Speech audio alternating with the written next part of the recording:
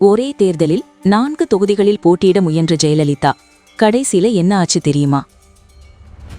தமிழக அரசியல் வரலாற்றில் 2001 சட்டமன்ற தேர்தல் என்பது ஒரு திருப்புமுனை மட்டுமல்ல, சட்ட போராட்டங்களும் அதிரடிகளும் நிறைந்த ஒரு மறக்க முடியாத அத்தியாயம். முன்னாள் முதல்வர் ஜெயலலிதா அவர்கள் 4 தொகுதிகளில் வேட்புமனு தாக்கல் செய்ததும் அவை அனைத்தும் நிராகரிக்கப்பட்டதும் இந்திய தேர்தல் ஆணைய வரலாற்றில் இன்றும் ஒரு முக்கிய பாடமாக உள்ளது. 4 தொகுதிகளில் வேட்புமனு ஏன்?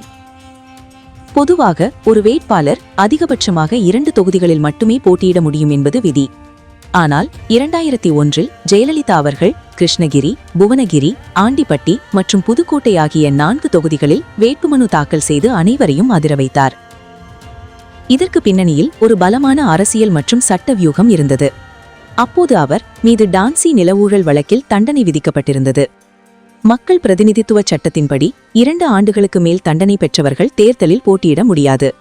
எனவே ஒரு தொகுதியில் மனு தள்ளுபடி செய்யப்பட்டால் மற்றொன்றில் தப்பித்து விடலாம் என்ற நம்பிக்கையிலும் தொண்டர்களுக்கு தன் மீதான நம்பிக்கையை உறுதிப்படுத்தவும் இந்த முடிவை எடுத்தார். தேர்தல் அதிகாரிகளின் அதிரடி முடிவு. வேட்புமனு பரிசீலனையின் போது தமிழகமே பரபரப்பானது.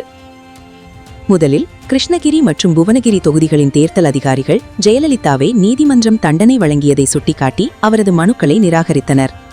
இதற்கிடையே அவர் ஏற்கனவே 2 தொகுதிகளில் மனு தாக்கல் செய்த விபரத்தை மறைத்து ஆண்டிப்பட்டி மற்றும் புதுக்கோட்டையிலும் மனு தாக்கல் செய்திருந்தார். இறுதியில் ஒருவர் 2 தொகுதிகளுக்கு மேல் மனு தாக்கல் செய்யக்கூடாது என்ற விதியை காட்டி 4 தொகுதிகளிலுமே அவரது மனுக்கள் செல்லாது என அறிவிக்கப்பட்டன. ஜெயலலிதாவின் பதிலடி. மக்களே நீதிபதிகள். தன் மனுக்கள் நிராகரிக்கப்பட்டதை ஜெயலலிதா ஒரு மிகப்பெரிய அரசியல் ஆயுதமாக மாற்றினார். திமுக அரசு சதி செய்து என்னை தேர்தலில் போட்டியிட விடாமல் தடுத்துவிட்டது என்று மக்களிடம் முறையிட்டார். நான் வேட்பாளராக வரக்கூடாது என்று நினைக்கிறார்கள், ஆனால் நான் உங்கள் முதலமைச்சராக வருவேன் என்று அவர் முழங்கியது அமிதோசமான வரவேற்பை பெற்றது.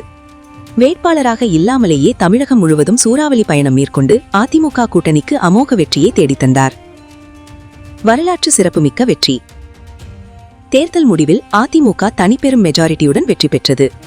தான் போட்டியிட முடியாவிட்டாலும் முதலமைச்சராக பதவியேற்றார். பின்னர் உச்சநீதிமன்ற தீர்ப்பின்படி பதவி விலகி மேல்முறையீட்டில் விடுதலையான பிறகு ஆண்டிப்பட்டி இடைத்தேர்தலில் போட்டியிட்டு மீண்டும் முதலமைச்சரானார். இந்த சம்பவம் இந்திய தேர்தல் சட்டங்களில் பல விவாதங்களை உருவாக்கியது.